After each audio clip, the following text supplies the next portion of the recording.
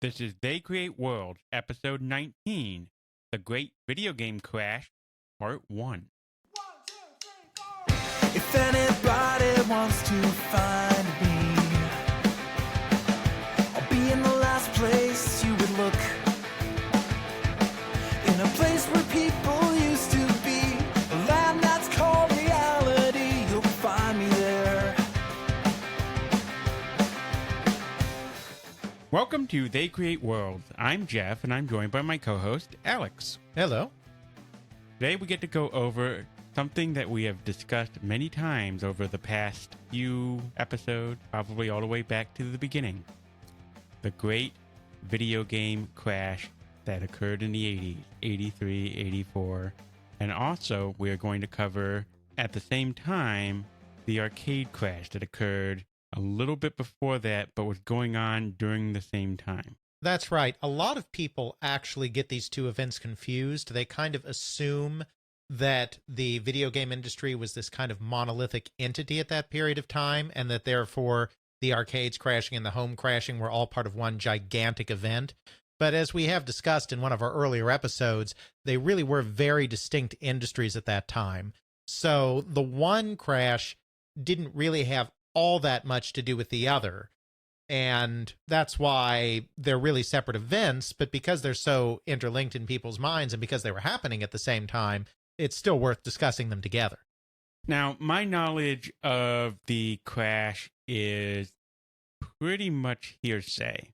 I was born a little bit before the crash, and I was probably like 2, 3, 4 years old when it happened. Right, we were Nintendo kids, NES kids. Right. So my knowledge is really not that great about it.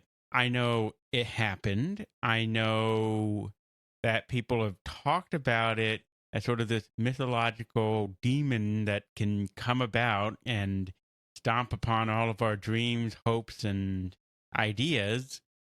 But I don't know a lot of the details. I know why the crash happened in the sense of, yes, you have too much product in the marketplace, but I think we as human beings really want to attribute something this major that really brought an entire industry to its knees, especially when it first started, and the arcade industry, which was huge at the time, and it also going down in flames around the same time.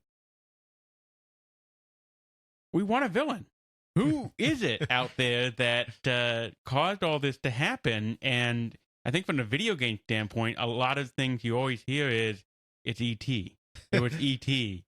Those mines of E.T. cartridges off in some mystical landfill somewhere. It's E.T. It has to be Atari because they were the leaders. They're the big bad guys. They destroyed this beautiful thing that we love, and obviously them. But from a more logical standpoint, I know it's obviously not. It's really much more complex than that. Of course, and E.T. gets this bad rap, largely deservedly. There are some people today, it's kind of become cool to be like, well, E.T. wasn't that bad a game. E.T. was a pretty bad game. Now, was it the worst game ever made? Obviously not. So there's been this blowing out of proportion that E.T. is the absolute worst game ever created. And that's obviously not true. And I think some people are now too eager to defend it in the other direction by saying, well, E.T. really wasn't that bad. I enjoyed it as a kid. And, maybe they did enjoy it as a kid. I mean, you and I, played the heck out of Star Voyager when we were kids. And that thing was hard. And it really wasn't that great a game. Yeah, you pretty much fly around in a spaceship and shoot your lasers, and when you were in the combat zone against the Morlock war drivers, if I recall correctly, it wasn't a fair fight. Yeah, it was a Star Raiders clone, and it wasn't that great a game, but the point is, it captured our imagination as kids, and so we still loved it despite whatever flaws it may have. And so, of course, there were kids that liked E.T. So some of these people that come out of the woodwork today and say, well, I liked E.T., that's very good for you. Millions of your peers disagreed. Sorry. And it just wasn't that good a game. Of course, it was a rushed game. We won't go into that whole story. It's pretty well known. But the point is, E.T. couldn't sink an industry all by itself. Yes, they made about 5 million of them and only sold maybe 1.5 million. Yes, there were a lot of returns. And that certainly was part of the problem Atari was experiencing in 1982. But they would have had problems if ET had never existed, because market saturation was really the bigger problem. Though I find it interesting.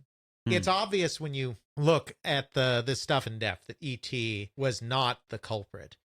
But every single person I have interviewed from that time period, when it comes time to talk about the crash, every single one of them, without prompting, brings up ET. It's almost like the lie and the scapegoat has grown so big, it's become its own mythology, completely independent of the facts, and it's what becomes the truth merely because enough people believe it's the truth. Sure, but what I'm saying is the people that lived it, they are all of influenced them, by this. right, all of them bring up ET without prompting. It is a symbol of the excesses of the period. And it is useful as a symbol and as a case study. But to say that the crash happened because Atari produced a bad Pac-Man port and because they produced a bad licensed version of ET, and it was those two games that sank Atari, and then Atari that sank the rest of the industry, that's just nonsense. You cannot reduce the crash to something that simplistic, especially since Pac-Man was actually quite a successful game. Now, it's a terrible port, but it was a very successful game. The confusion with Pac-Man comes because of some quotes that are out there. First of all, Pac-Man sold 7 million copies in 1982. It was released in 1982, released at the very end of March. And it sold 7 million copies. That was phenomenal. There were a couple of cartridges, Space Invaders, for instance, Asteroids, that had reached the 3 to 5 million mark by that stage. 7 million that Pac-Man sold was out of sight. It was hugely successful despite the fact that it had the flicker and all those other problems. The confusion comes because Stephen Kent, in the Ultimate History of Video Games, reported that Atari overproduced Pac-Man to such a degree that even though they sold 7 million copies, they still had millions of copies in unsold inventory. I don't believe that's accurate. There aren't accurate production number figures for Atari from that time, at least that I know of. So you can't say for certain how many copies of Pac-Man were produced, but it seems that what happened is Kent interviewed Ray Kassar, who was the CEO of Atari at the time, and in their interview, which is directly quoted in Kent's book, Kassar says that they shipped 12 million Pac-Man cartridges. So it looks like what Kent did is the math. Kassar says they shipped 12 million, and sources of the time say they sold 7 million. So they must have overproduced the cartridge to the tune of 6 million units. Makes sense. One minus the other. I'm assuming Kassar just got the number wrong. It was 30 years later. Kassar was not a young man at the time of that interview. And I think that he probably just got the number wrong. They probably didn't produce 12 million. 12 million was more systems than existed at the time. The estimate was that Atari had about 10 million systems in circulation by that time. It seems very unlikely that they would have produced more games than they had systems, because Atari was a very marketing-driven company. And the kind of basic assumption in marketing at that time was that if you had a really hot game, the attach rate to consoles would only be about like 40%. Like I think Space Invaders did about 40%, which means that 40% of VCS owners bought it. So even if you assumed the Pac-Man was going to be such a massive hit that it was going to become a system seller, you can't bank on it selling to more than 40 or 50% of your console base, because that's just the way it works. So no marketing man worth his salt was going to authorize overproducing to that degree. And I talked to Michael Moon, and obviously he's just going off of memory too. He was the president of Atari's consumer division at the time. And I asked him, did you produce more Pac-Mans than you had systems? And he was like, no, I can't believe we would do that. He said, I would have had to authorize something like that, and I do not remember authorizing anything like that. So I don't think they produced 12 million. Now, they probably did produce a few more than they put into the marketplace, because another confusion is, at the time they were preparing to make Pac-Man the pack-in cartridge with the system to replace Combat, which had been packaged with it since the beginning. So they did manufacture some Pac-Man inventory to put in new consoles. Okay, that makes sense. So even if, for the sake of argument, they produced more Pac-Man cartridges than there were systems already in the marketplace, if that's true, and I'm not convinced it is, it's more likely true because they were literally producing it for systems that hadn't entered the marketplace yet, because it was going to be a bundled game. But even then, why would you make 2 million extra cartridges? You really anticipate to sell 2 million extra consoles just because of this game? Well, right. I mean, they were probably going to sell 2 or 3 million consoles, assuming that the market didn't fall off a cliff, just based on the rate of sale that they'd had in the past. For example, in 1982, it's estimated that Atari sold just over 5 million 2600 systems in the United States. So they were going to sell millions of new systems. It's not unbelievable in that sense that they could produce 2 million extra, but they would never produce at a rate where they would assume that every existing user of the system would also go out and buy the game, because that has never, ever happened in the entire history of video games.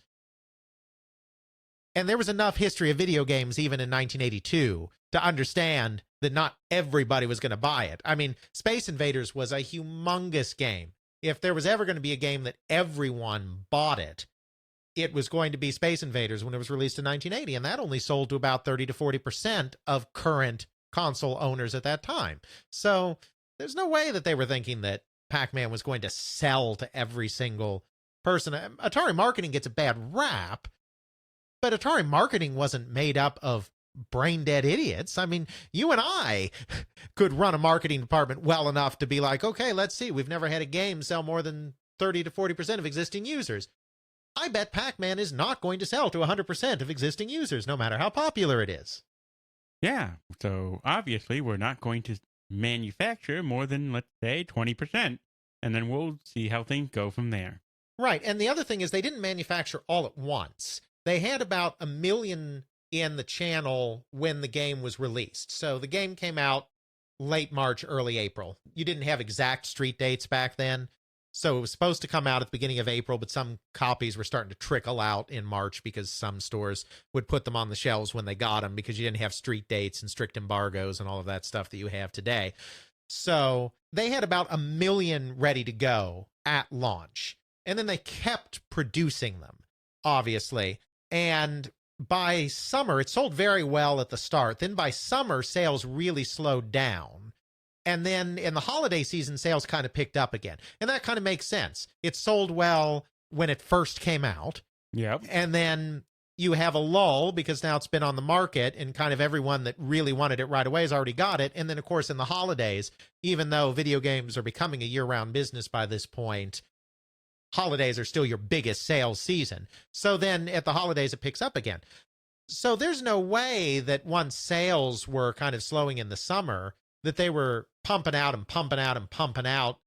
I mean, you can't turn these things on a dime, but there's no way that they were going all the way up to 12 million cartridges at that point. I think Ray Kassar just misremembered the number, which is fine, and then Kent made an assumption Based off of the erroneous memory. Exactly. And then that's where we got this idea. Now, it's very possible that there were Pac-Mans, even a lot of Pac-Mans that didn't sell.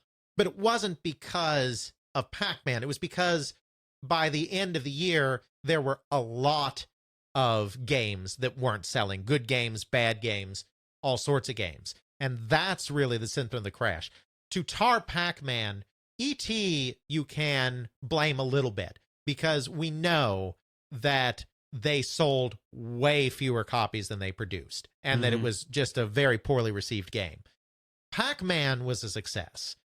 It's really unfair to blame Pac-Man for much of anything. Especially considering I have it in my basement. It sold. It wasn't great. It had issues, but selling was not one of the issues it had. 7 million copies in the space of a year was just... That's good, especially for that time. Ridiculously good for that time. So yeah, you have those poster childs. Pac-Man's become a poster child. E.T. has become a poster child. Ray Kassar has been portrayed as the kind of clueless, marketing-driven leader of Atari that really didn't understand what he was doing. These are kind of the great villains. And as with any good story, there is a grain of truth to it.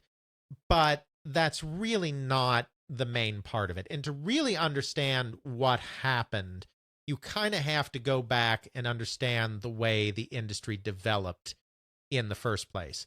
There was a massive video game boom that kind of started gathering steam in 1980 and then got really big in 81, even bigger in 82, and then it turned out to be a bubble that burst. The Atari VCS had been released in the late 1970s, and video games just kind of did okay in that late 1970s period. We sort of went over a little bit of this with like Mediagenic and their build up around the same time until a crash. Sure.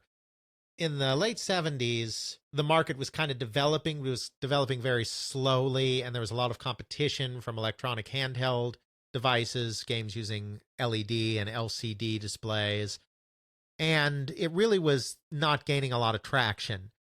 Then you had a couple of things happen. The arcades really took off. Mm-hmm. Space Invaders was huge in 1979. Asteroids, which was released at the very end of the year, was huge in 1980. And it really developed the arcade market for video games to new heights. And that, of course, spurs adoption in the home because you play the latest game and spend all your quarters on it in the arcade, and then you have no more quarters, and you're like, I still want to play this game, so then you want to get home systems, even though they were far inferior. Then, in early 1980, Atari releases Space Invaders on the VCS. And just like it was in the arcade, Space Invaders became the killer app that began to drive home video game sales. So home video game sales kind of explode in 1980 and into 1981. Atari's profits shoot to the moon. By 1982, they become like, their sales go from a few hundred million up to past 1 billion in sales. We talked about this even when we went into Japan, where we had the invader craze there. I mean, Space Invaders was, for lack of any better term, a global phenomenon. It really was. There had really been nothing like it before that was just so intense. It seems like such a slow and plodding game today only because there were so many faster and more intricate games that followed it. But there was nothing where the computer fought back against you, shot at you. There were some target shooting games where targets would roll across the screen and you'd try to shoot at them, but they weren't shooting back at you and they weren't assaulting you. They weren't coming towards you line by line, and eventually they were going to get the bottom of the screen and you lose. You would just shoot as much as you could in a time limit. So you can... Sort of like a shooting gallery. It's exactly what it was. And so, you can get a little bit of an adrenaline rush by that, but it's completely different when you're having to dodge shots and you're having, oh my God, I have to hit all these things before they hit the bottom of the screen. And plus you've got that 4-note dun dun dun dun dun dun dun dun dun dun dun dun dun dun. So there's just all of these elements that were so much more exciting than anything that had been experienced in an arcade before. I mean, pinball can be a kind of adrenaline pumping game a little bit too, but of course this pinball was different back then because solid state stuff was just starting to come in, but you didn't have all the flashy sounds and flashy voice. And really, after the video game craze, pinball became kind of video gamed itself in some ways. So even pinball was a very staid game back then compared to something that was going on in Space Invaders. It was just so adrenaline inducing and so addictive. Plus you had the high score feature on it. You didn't have a table quite yet. That came in 79 with Starfire was the very first game to do it, and Asteroids was the game that popularized it. So it was only keeping the very high score. But that was something new too, because you had that score staring you on the screen and you wanted to beat that score. I want to be better than my friend or that guy who plays this game. And that especially became true then when the score table was introduced and you could actually enter your initials and it kept a list of the several top scores. So you had a very competitive culture grow up around arcade video games. If there's anything that we like as a race, it's competition. Exactly. And then the games became more colorful. They became more intricate. They just became something kind of unbelievable. It's something you almost can't capture today. The feeling of walking into an arcade circa 1981. Normally, these were pretty dimly lit because they really wanted to bring out the colors in the monitor. You had a lot of vector display games. So vector monitors are very glowy because the tube is drawing lines directly on the scene, so the phosphorus is very bright and very glowy. So you have all of these kind of different, very glowy games in this kind of dimly lit space. You have the sound pounding in this very small space because mall arcades tend to be smaller. It's not like a Dave and Buster's you would go to today where it's well lit and there's just lots of space and whatnot. It's dark, it's cramped, it's almost hypnotic, the effect in that arcade. And you have old style casinos. If you have a really old casino in town, it's very similar to that, where it's just dark, hypnotic. I know a lot of casinos today are a bit more brighter, but yeah, it's the same style. idea because it pulls you in and it addicts you. You have all of these crazy, very different games because there was a lot of variety. It's kind of the same thing that we discussed when we were discussing Apple II. Since the Apple II didn't have sprites, everyone had to figure out how to move pixels on the screen their own way, and so they did it very distinctly. At this time, you didn't have kits and you didn't have system hardware. You didn't have standardized hardware. You basically made a custom circuit board for each game you made, and then you might make one or two additional games using the same board with just some tweaks, but then you would go on to the next thing. Boards were not interchangeable. That's something that actually happened as a direct result of the arcade crash, as part of the way that they made it economical again was by standardizing everything. So you had a lot of clones. You still had a lot of similar games, obviously. I mean, Space Invaders spawned a lot of fixed shooters where you're at the bottom of the screen and stuff's on the top. Pac-Man spawned a lot of maze games. But companies were doing things in very different ways. There were more unique control schemes. So every game was kind of its own little world, an own little adventure, an own little puzzle to figure out in a way that modern arcade games really aren't. So there's so many different things to see, so many different ways to do it, and so many high scores to try to beat. It became a national obsession. And naturally, when arcades became a national obsession, then people want that in the home. So once Space Invaders hit the home, that was huge. And that finally broke home video games through. And in 1981, they just couldn't make enough of these things. They could not make enough games to satisfy demand. There was a gold rush. Everybody wanted video games in their stores. Mm-hmm. And they were ordering, hundreds of thousands, tens of thousands or hundreds of thousands of copies. And the companies like Atari and Mattel, which had gotten in at this point, could not keep up with demand. So nobody got as much product as they wanted. And everything that hit the market sold. No matter what it was. Exactly. It didn't have to be a great game. It could be a mediocre game. It didn't matter if you got, half of the order you wanted or 3/4 of the order you wanted. Pretty much everything that reached the store shelves was selling because this was just the next huge thing. Sales jumped up to about $1.3 billion, hardware and software combined that year. And the vast majority of that was Atari. Atari owned the console market. About what percent do you think they owned it by? Well, they owned about 70% of the total market. That's hardware and software together. Hardware, their total was even a little bit higher than that because by 1981, you did have some of the first third parties coming in. So there was software being made by other companies for the Atari system. But in terms of systems, I mean, just as an example, and of course, these are all estimates that analysts came up with. So they could be slightly incorrect, but it at least gives you the scale. Ballpark. According to one analyst's estimates, there were about 3.1 million Atari 2600s sold in 1981. There were 720,000 Mattel Intellivisions sold. They were, the second biggest. They had about 15% of the total market. That's hardware and software again. So Atari had about 70%. Mattel had about 15%. So that's 85% between them. That doesn't leave much for the rest. Magnavox was still in there. Magnavox had pioneered the very first home system, the Odyssey, back in 1972. They still had a system out there, the Odyssey 2 or the Odyssey Squared, if you wanted to call it that, because they used a superscript to make it fancy. So the Odyssey 2 was out there.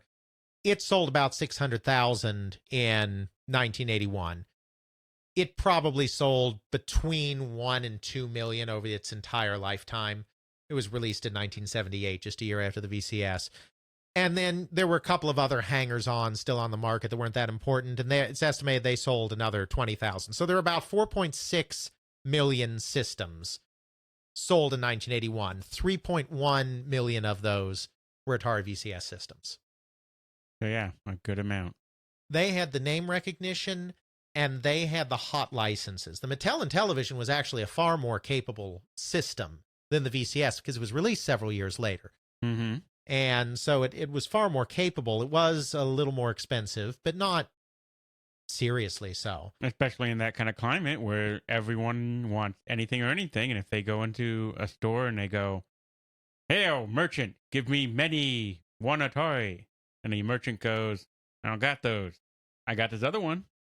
Sure, give me. Sure, but it didn't sell in the same numbers because Atari had the name recognition and Atari had all the hot arcade games. They did a very good job of locking up licenses, starting with Space Invaders. Before Space Invaders was licensed, licensing is something that just wasn't done because the industry was new. It's just no one had thought of it yet, essentially. Obviously, Atari released versions of its own arcade games before Space Invaders, but Space Invaders was the first time that a console company went out and licensed somebody else's hit game. And they made sure to follow up on that. So kind of the biggest games in the 79 to 81 period. Pac-Man was the biggest of them, 96,000 cabinets sold in the arcades. Then Space Invaders was 65,000 in the US. We're just talking US numbers with all of this. And Asteroids was about 70,000. Those were the big three in that time period. And then certainly in that era, those are the games you think of. Yep. And then probably I'd add Defender next, which was, about 55,000 units. Those were kind of the huge ones. So Asteroids is an Atari game. So, of course, Atari releases that one. They license Space Invaders. They license Defender. They license Pac-Man. All of the biggest arcade games of that time period, the 79 to 81 period, are all exclusively in the home on an Atari system. Mattel tried to compensate by getting other kinds of licenses. For instance, all of their sports games were licensed with the official pro organization. So they had NFL football, they had Major League Baseball, that kind of thing. They tried to do that to draw people in, and I'm sure the name recognition helped a little bit, but it just wasn't enough to overcome that hit-driven nature of things where all the hit games were on the Atari system. Mattel had very good sports games, but they never had quite as good action games, the Twitch arcade games, and that really made the difference. So Atari was the market leader, period, by far. Atari definitely acted like a market leader. They felt that they could dictate the market. They felt to a degree that if they released it, people would buy it. If we program it, they will come. And that led to some rather poor choices later on down the line. They kept releasing good games as well, don't get me wrong, but they licensed the Rubik's Cube, for instance. The Rubik's Cube was huge in the early 80s. It's kind of hard to fathom today. There was a Saturday morning cartoon about the Rubik's Cube, and the less said about it, the better. But so you can understand why, for instance, Atari's marketing people would want to get on the bandwagon and also license the Rubik's Cube, but all they did was basically recreate the Rubik's Cube on a 2600. So basically they said, and there's a limited return on playability with that. Well, but so here's what they did. They basically said, okay, a Rubik's Cube sells for $5. So here's what we're going to do. We're going to make a $40 Rubik's Cube. That So makes sense. why wouldn't someone just go to the store and... Because it's not like it was like based on the cartoon or something where they made an action game where the Rubik's Cube was floating around shooting things or whatever. It was just a Rubik's Cube. A virtualized Rubik's Cube you play. Right, so they turned a $5 product into a $40 product. Probably not going to sell too well. No, but Atari at this point, there was a little bit of hubris. And kind of the biggest mistake they made, and one of the big causes of the crash, is that they continued to act like they were 100% of the marketplace, or maybe 90% of the marketplace, to be generous, when they no longer were. And so the first thing that was kind of devastating to the industry, which was also a good thing for the industry, but it was paradoxically both, was the rise of the third-party developer. Mm-hmm. We talked about this a little bit in the context of Activision, but basically, before 1979, there was no such thing as a company that was solely in existence to make software for another company's video game console. The console maker also made all of the software. For a couple of reasons. I mean, one is, of course, that nobody just thought of it yet because it was a new industry. But the other thing was, this primitive hardware was very tricky to get the most out of. And usually, if you're going to code something that's going to work well, be impressive, you want to be the person that codes it because you understand how the hardware works. Right. Even though there was no technical thing stopping third parties, the VCS did not have a lockout chip like the later NES did. At the time, nobody even thought such a thing would be necessary. Mm-hmm. So it wasn't It's so hard to code. It wasn't technical limitations. Now, obviously, the system itself was proprietary. You couldn't build your own system. That would be a no-no. But you could reverse engineer it, and it wasn't that complicated a system. It had a pretty simple, compared to later systems, 8-bit processor, the 6507, which was a pin-reduced version of the famous 6502. I mean, if you look at that thing's motherboard, there's not a lot of chips on there. There's not a lot of connections going back and forth. There's not a lot of transistors, resistors, or anything. You look at it, and I've actually shown Alex that I had to take mine apart in order to clean and fix some switches. And you look at this thing, why is there all this wasted space? Right. And so, reverse engineering it was never going to be a big task, but you still needed someone with a little bit of knowledge. And so it's no surprise that the first third-party developer, Activision, was founded by 4 Atari programmers, 4 people that really knew the system very well, knew how to make games on it very well, and were just sick of not getting the compensation or recognition that they felt they deserved for their contributions to the company. The one famous thing that's often said, and we probably mentioned before, is they're making about $60 million for the company in 1978 with their software they released in the early days, and they're bringing in a standard engineer's salary of like $30,000. There's a disconnect there in their mind, so they go off and found their own company. And then a few more programmers do the same, and that kind of snowballs. For the Activision people, one of the guys that left was also a hardware guru. He was designing software for Atari, but he had worked in chips at National Semiconductor before that, and that's David Crane. And so he got the system reverse engineered for him, and that went great. And that opened the door. It really took an expert to come in and start the trend. But once non-experts kind of woke up to the idea that, hey, we can make games for this system too, then everybody started coming in. And the people that followed weren't necessarily very good at it. So there's a talk about the decline in game quality in 1982 and 1983. Because you have all of these third parties coming in with programmers that didn't know what they were doing. And there were definitely some pretty wretched games released in that period. Games with poor collision detection and bad gameplay design and all sorts of horrible things going on. There's no doubt about that. Games like Lost Luggage and Skeet Shoot and the like just weren't that great because you had all sorts of people just jumping in now that didn't necessarily have technical skill. And a lot of times people say that it was those poor quality games that was also a part of the crash problem, but they really weren't. There's always been shovelware. I mean, the Wii had a notorious amount of shovelware on it. The NES had an infamous games released on that were just terrible.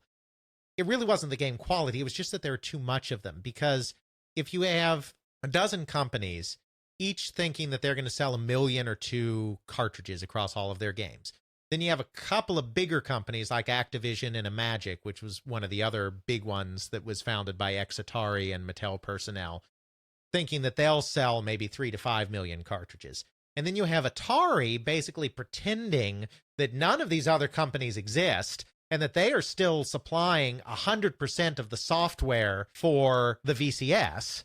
Yeah, that's going to be some pretty epic levels of saturation. Exactly. Every single game could have been the most brilliant game ever made in the history of mankind.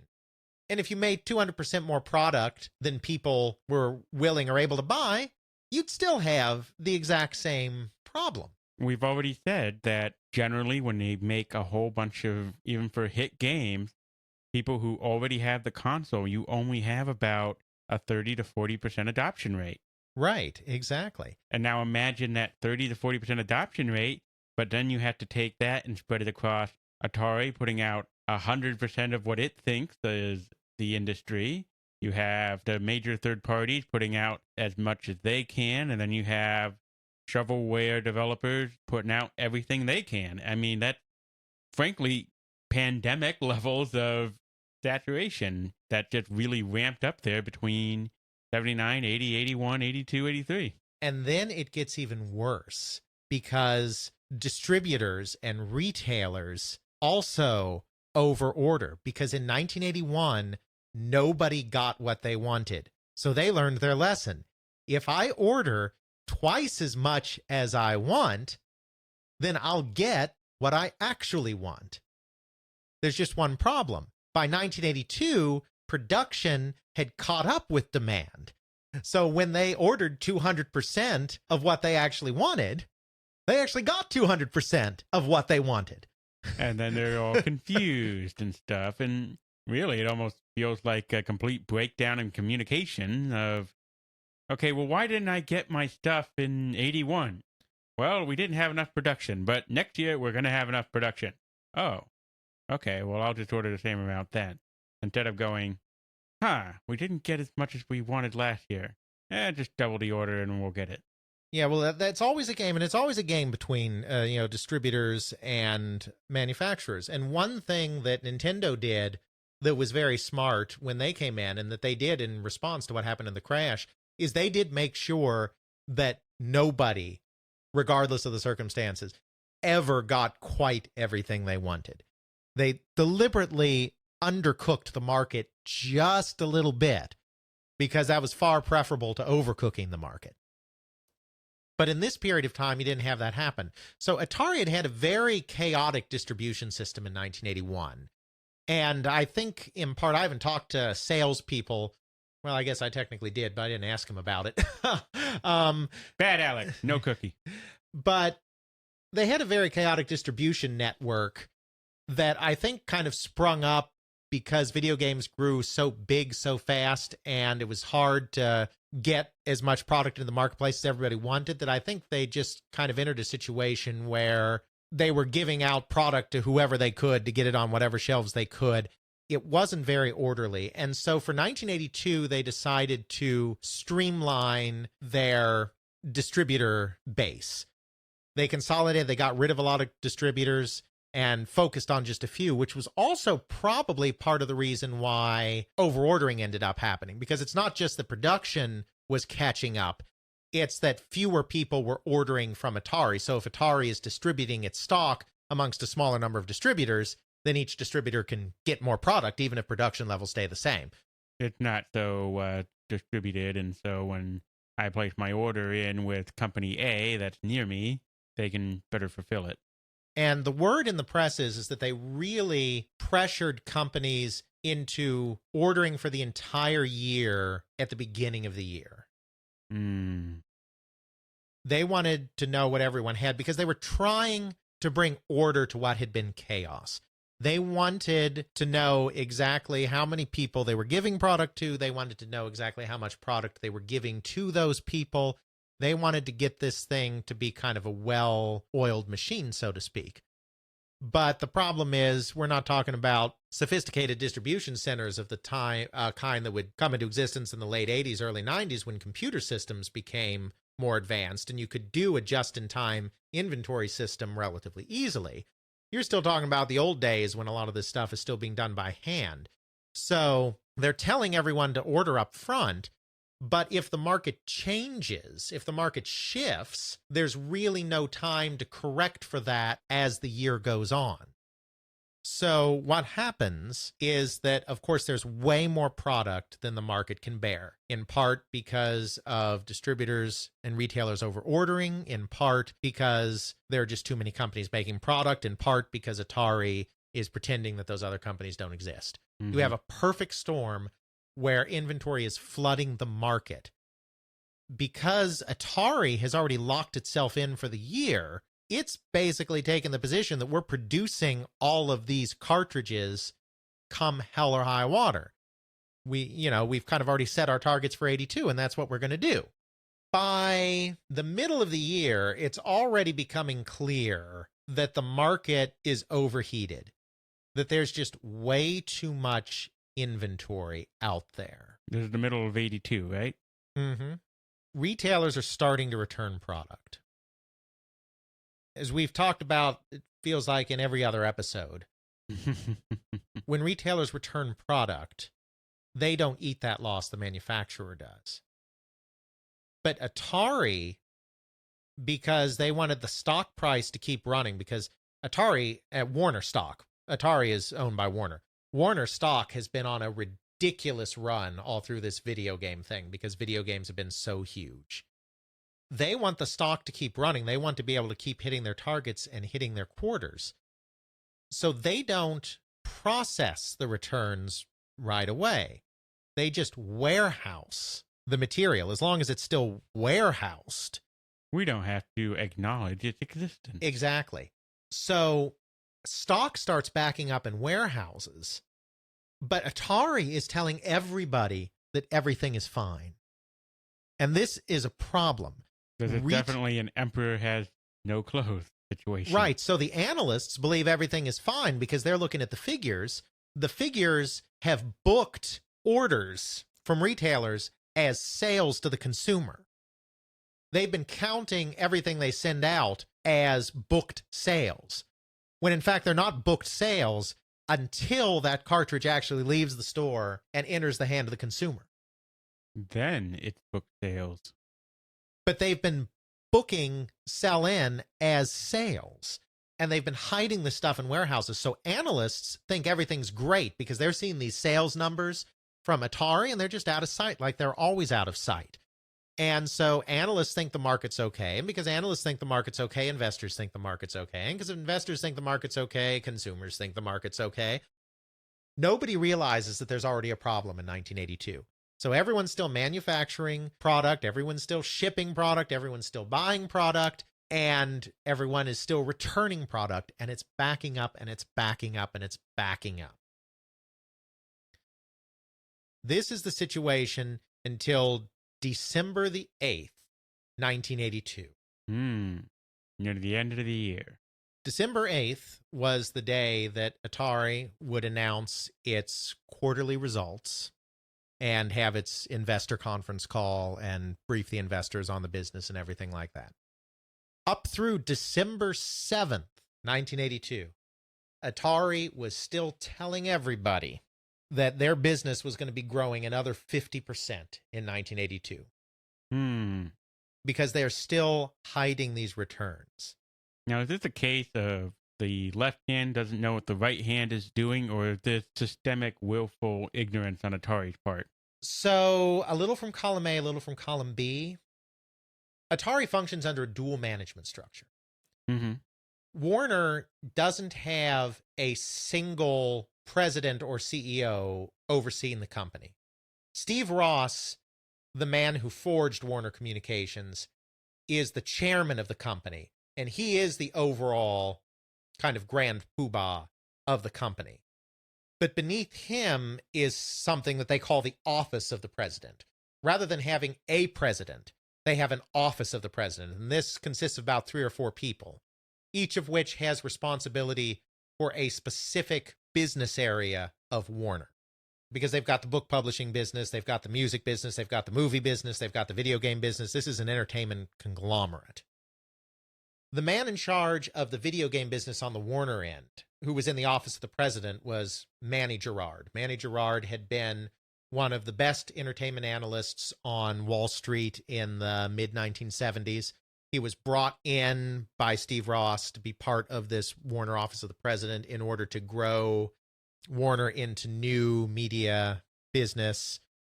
He's the one that was the point man on the Atari purchase. And so he oversaw Atari on the Warner end. Now, Atari is a subsidiary of Warner. So Atari has its own president and CEO and chairman. Mm-hmm. And that man holding all of those titles is Ray Kassar, who we talked about before. Right. Ray Kassar and Manny Gerard kind of have co-equal responsibility for Atari in a way. It's a dual management structure, sort of. It's very confusing. I've talked to a couple of the higher level executives at Atari at the time, and they all said basically there was a lot of politics involved in that. It's like if you told Ray something, you made sure to tell Manny the same thing because you didn't want Manny finding out through back channels what you told Ray. They work well together. They're not antagonistic towards each other, but it leads to a somewhat complicated dual management structure at Atari that sometimes makes it hard to figure what's going on. It's almost like you have a president that's cloned and you have to tell the left side of the brain what the right side of the brain just heard from you. Right. And then there was a CFO, Chief Financial Officer for Atari. That was Dennis Groth. He would be the main guy responsible for kind of doing the numbers thing. Then Atari has a domestic consumer business and an international consumer business.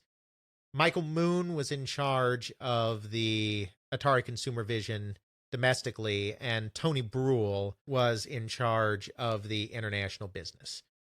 In early 1982, they decided, basically, according to what Michael Moon says, and I believe this to be true, basically because there's an idea that when you grow to a certain size, you have to add another layer of management. It was kind of a business 101 type thing. Atari's a $2 billion company now, so we're going to add another layer of management. So it used to be that Michael Moon and Tony Brule reported directly into Ray Kassar as the presidents of their respective divisions. In early 1982, they add in an overall president of consumer. So domestic president Michael Moon and Tony Brule now report into a different person, and that person was Perry Odak. He was a marketing guy, but he had no idea about the video game industry. And according to Michael Moon, at least, who admittedly is going to be biased because this guy was placed over top of him, and when he didn't want another layer of management placed over him, says that basically Perry Odak wasn't interested in learning anything about the video game business either. So they put in a new layer of management and a complete video game novice at the exact moment that they're starting to have some of these shenanigans going on. And so Perry Odak wasn't really necessarily equipped to deal with what was going on with the business. And so it becomes a question, how much was Perry Odak successfully relaying to Ray Kassar? How much was Ray Kassar relaying properly to Manny Gerard? Manny Gerard has always claimed that he had no idea, that it was just a couple of days before the conference call when Dennis Groth, the CFO, came to him and was like, we got a huge problem. And, that's very possible. It's also very possible that Perry Odak was just not equipped to handle the situation because he was a new guy coming in at a crisis. And I wouldn't be surprised if there was a breakdown of communication across what was becoming a pretty massive bureaucracy at the top of Atari. Atari was very top-heavy with VPs. There were a lot of them running around. I'm sure that some stuff was left hand not knowing what the right hand is doing. On the other hand, somebody knew what was going on. Obviously, because someone taking this product back and decided, yeah, we're not going to tell the financial officer, we're just going to keep that quiet. And it's very obvious who Warner decided to blame, because Perry Odak and Dennis Groth were very quickly no longer with the company soon after this announcement was made. Now, that doesn't mean it was necessarily their fault, because sometimes the guy that takes the fall and the guy who's really responsible are two very different people. Mm-hmm. But that gives some indication of where the problems may have been. So Manny Gerard has told a couple of days before this conference call that Atari is not going to grow 50%. Atari is going to grow 15%. If that. No, 15%. It 15? grew. It still grew. Okay. But it's not about how much you make or don't make on Wall Street. It's about how close you are to your forecasts, because you gather confidence in the marketplace. The market doesn't like change. The market likes predictability. The market is just as likely to go down when something good happens that's unexpected as when something bad happens that's unexpected, because the market responds poorly to change. Any economists listening to me right now are probably rolling their eyes in disgust, but for our purposes, we'll say that's true. Sorry, economist. Just because a company loses money one quarter, obviously if a company keeps losing money forever and ever, that's bad. But just because a company loses money one quarter doesn't necessarily mean that Wall Street's going to be unhappy with that company if they got a heads up that the company was going to lose money. Because all they have to go on are the forecasts of how well these companies are going to do. And if you become a company with a reputation of hitting your targets, people can trust what you say and can know if you say this is going to happen, then it's really going to happen, and they can feel safe investing with you. So, it might not sound like a big deal to you or I saying, okay, so they still grew, they just didn't grow as much. So, well, that was a massive missing of their target. They missed their earnings target by 35%. Yeah. So that shows that something is horribly wrong at Atari. And that is the signal to start selling video game stocks. Because if something is horribly wrong at Atari, and Atari is the leader of the industry, Panic! then there's something wrong everywhere. Panic! So that pretty much destroys the market's faith in the video game industry. Imagic was scheduled to go public, to have an IPO 2 days later on December 10th. That didn't happen. No one was going to buy into a new video game stock at that point, because it became very clear that the video game industry was hiding some serious skeletons in the closet.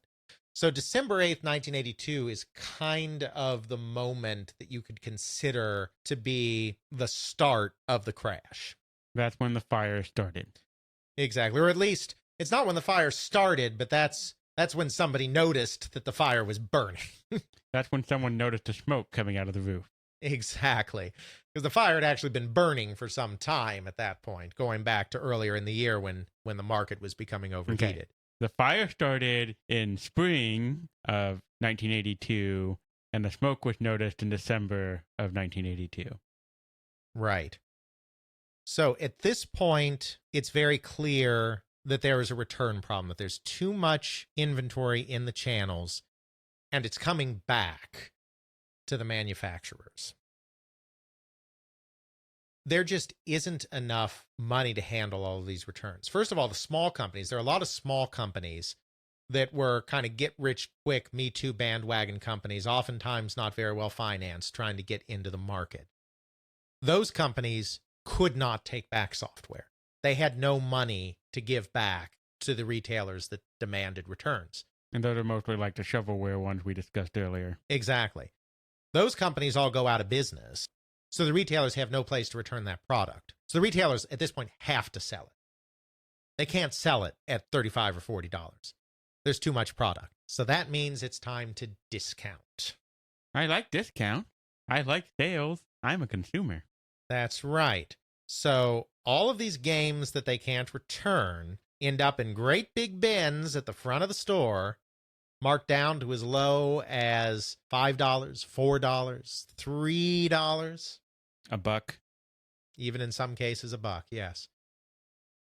Well, you can't sell any kind of quality product in that environment.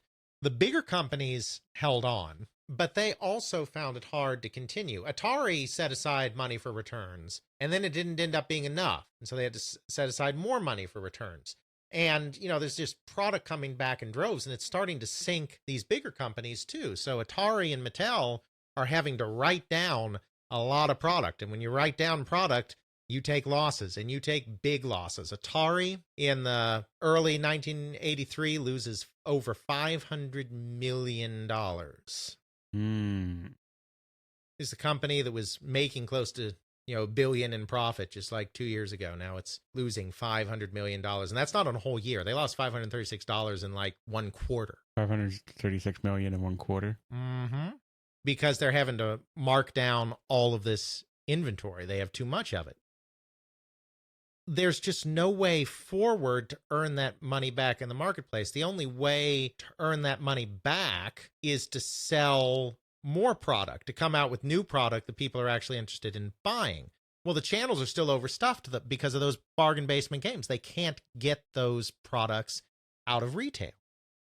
So, and we talked about this in an earlier episode too. So, in order to make the profit you need to sell your game for like 30 to 40 bucks. Mm-hmm.